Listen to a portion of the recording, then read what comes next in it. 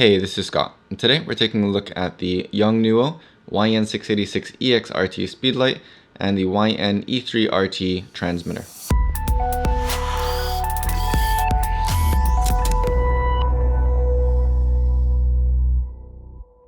I'm going to review these together today because a lot of the things that I don't like about one of these, I do like about the other, and I think the lack of consistency is kind of strange, so I wanted to point that out in this review.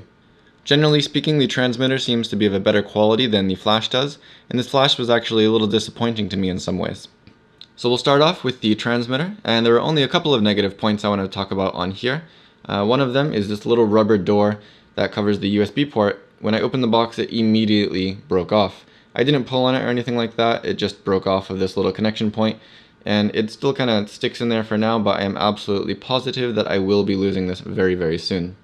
Another small detail that probably doesn't matter much is this battery door here, and when it springs open, it kind of doesn't hold itself open all the way. It's a little bit weak here, and while that really doesn't matter, it's just another little detail that kind of doesn't inspire confidence.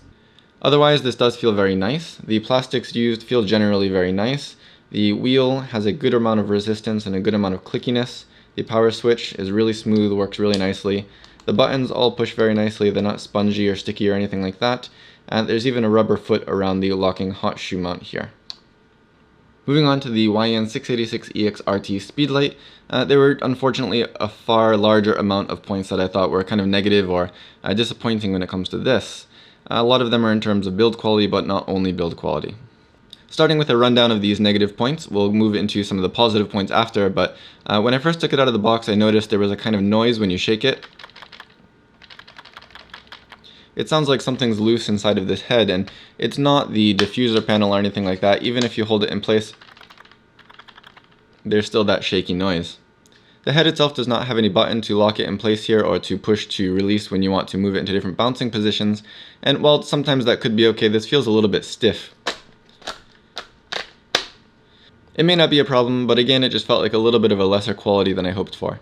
This little rubber door covering the USB port on the side did not break off like it did on the transmitter, but it is very loose. And just to show that, when you move the head around, it comes loose and comes open just like that. Looking down at the foot here, it is a similar locking mechanism to the one on the transmitter, but it does not have a locking button, and there's also no rubber gasket around here. I'm not sure yet if this would have a problem with coming loose accidentally. I haven't had any issues personally yet, but who knows if you're using it on a strap or something, carrying it around at a wedding for a few hours straight. I feel like this would be more prone to coming loose or to getting bumped out of place than some other designs would, especially if they just added a locking button here like they have on the transmitter. Finally, one last thing that really doesn't matter much, but it kind of bothered me, was the lack of consistency in the materials that they used for these buttons and stuff on the back of the flash and the back of the transmitter. The kind of flat gray buttons on the flash just look and feel cheap to me. I know it probably doesn't matter, but it just bothered me. They function perfectly fine. The buttons are not sticky or spongy or anything like that, although the dial on here is a bit more stiff than it is on the transmitter. I like the way that the transmitter feels in terms of how the dial works, but this flash just feels a little bit cheaper to me. Also, not that it really matters much, it's a very small detail and it doesn't affect functionality at all, but when you turn the dial on the back of the flash, it does turn the set or select button that's in the center of here along with it. It's just another small detail that I felt was kind of a sign of a lower quality. Finally, one super picky detail that kind of bothered me was that even the color of the link button, when it's green on here, it's a different shade of green. Now, this really doesn't matter, but it just showed me one more sign of the inconsistency across their own products, which I thought was kind of strange. So moving on to some of the positives about this flash, it's not a big deal, but the battery door here does spring open more confidently than it does on the transmitter, and you'll notice in here you have a larger battery that will last you a lot longer than just regular AA batteries, so that's really nice if you're using this for some kind of event or wedding like that. You probably won't have to switch flashes or switch batteries at all. In terms of functionality, it's very, very easy to use. Of course, it has ETTL, manual, and multi-modes. It does have one push high-speed sync and also rear curtain sync. And this is also really, really nice in that it's completely compatible with the Canon RT radio system. It also has the S1 and S2 optical trigger modes, which are really nice if you're trying to mix brands or mix systems using this with studio strobes or something like that. This allows it to be optically triggered by any flash whatsoever. As you may have just noticed, the menu to choose from the optical and radio trigger and master modes is the best that I've ever seen. You access it by a long push of this button here, and it just has them all laid out right in front of you. You don't have to cycle through anything. You can see everything that's available, and I just think this is a really, really nice layout. It's very, very easy to use. In terms of size, it's actually pretty large. If I put it next to a Godox V860 Mark II, for example, you can see that it's a bit longer, and the flash head itself is also a bit larger, so if you're concerned about some kind of modifier fitting or not fitting on here, just be aware that this is a little bit larger than some other flashes.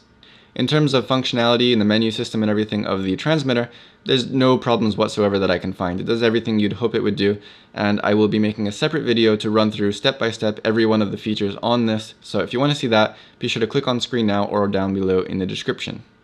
Now, unfortunately, I want to talk about a couple of more negative points when it comes to this in terms of functionality.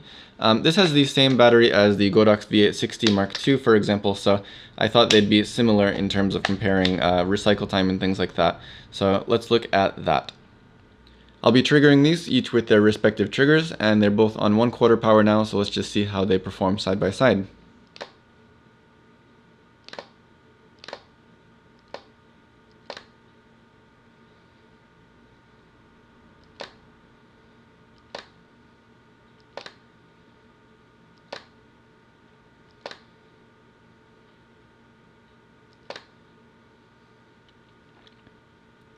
So you can see the blue light came on a couple of times with the Yongnuo, which mean that it needed time to recharge. The Godox was absolutely fine through all of that, so there is a slight difference in now already at 1/4 power. Now we're on half power with each of these, and let's see how they do.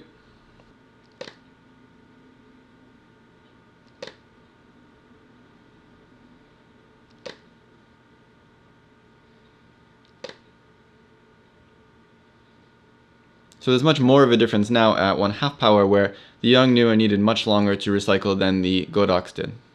I'm sure the results at this point will be obvious, but we'll do this at full power now on both of these flashes.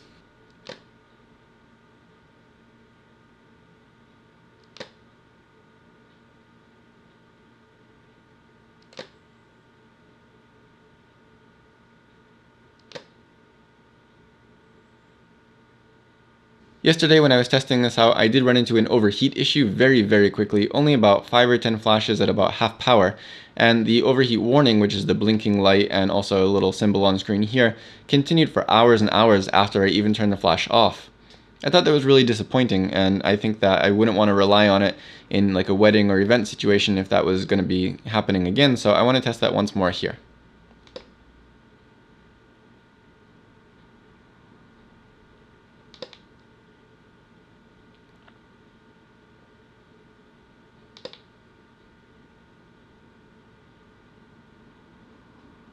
This recycle is taking way too long for me, and I think it's because I was just testing it against the Godox and it's kind of tired, so to speak. It seems like the more you flash it, the longer it takes to recycle. And that's definitely a no-go for me in terms of weddings or events like that. This is only at half power, never mind if it was at full power. I'm going to dial it back to 1/4 power and just see if that overheat issue happens when I do it a little bit faster.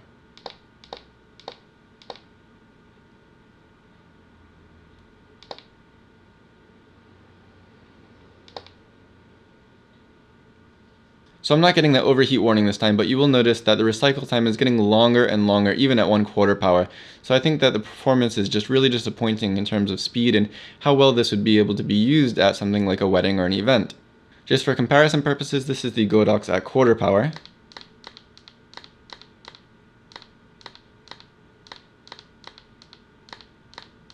Almost no issue at all. And at half power,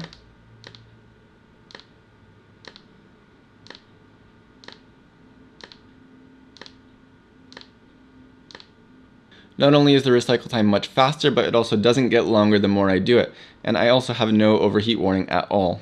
So overall, I really do like the quality and functionality of the transmitter, and like I said, I will be making another video just to go through the different functions and menu systems of this, so if you want to see that, then check below. But I'm kind of disappointed in Yongnuo. I had used a few years ago, and I actually had the bulb burn out within a day of using it, so I was really disappointed, and I just returned all of them and haven't used them since. But some of the newer models, like this one, seemed like they might be a little bit better, a little bit more reliable, so I thought I'd give them another chance. But unfortunately, I am still very disappointed. If you have any questions about these, then feel free to leave it down below and I will get back to you. If you liked this video or found it helpful, give me a thumbs up, subscribe to see more in the future, and as always, thank you for watching.